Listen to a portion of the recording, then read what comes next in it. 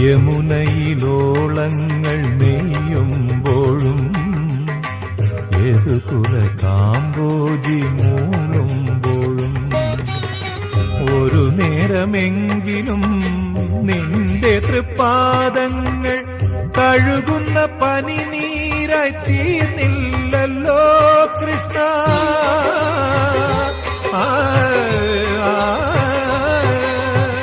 ഹൃദയത്തിൻ സംഖിൽ ഞാൻ വാർന്നില്ലല്ലോ, അപ്പോഴും നീ കള്ളച്ചിരി ചിരിച്ചു, അവിൽ പൊതിയഴിച്ചു, പുണ്യം പങ്കുവച്ചു.